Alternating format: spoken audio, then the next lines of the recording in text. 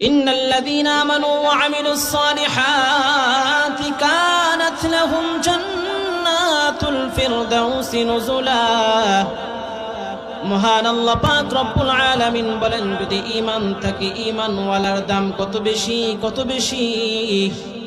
শুধুমাত্র ঈমান যদি কোনো মুমিন কোনো বান্দার ভিতরে থাকে এবং তার সাথে সাথে যদি নেক কাজগুলো করে, ভালো কাজগুলো করে, আল্লাহ পাক রব্বুল আলামিন এই মানুষটাকে জান্নাতুল ফিরদাউস দান করবেন। সুবহানাল্লাহ।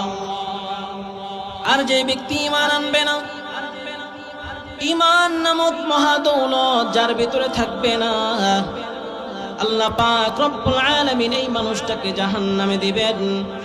সেই কথাটাও আল্লাহ পাক রব্বুল আলামিন সূরাতুল বাইয়িনার 6 নম্বর আয়াতের মধ্যে বলেন, ইন্নাল্লাযীনা কাফারু মিন আহলিল কিতাবি ওয়াল মুশরিকিনা ফী নারি জাহান্নাম খালিদিনা ফীহা উলাইকা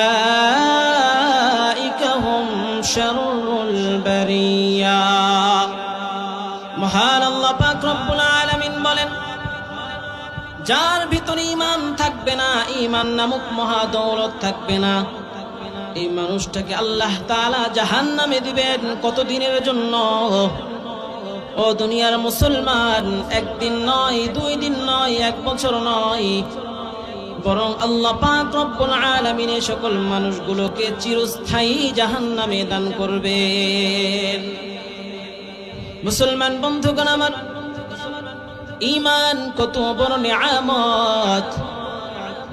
একজন ঈমানদার ব্যক্তি যদি আল্লাহ তাআলার এক একটা নিয়ামতগুলো আদায় করতে চায়, দুনিয়ার কোনো মানুষ কেন, দুনিয়ার সমস্ত মানুষগুলো যদি একত্র হয়ে যদি আল্লাহ তাআলার একটা নিয়ামত আদায় করতে চায়, দুনিয়ার সমস্ত মানুষের হায়াত শেষ হয়ে যাবে, এরপরেও আল্লাহ তাআলার একটা নিয়ামত আদায় করতে পারবে না। চিল্লায় এখন ঠিক কিনা?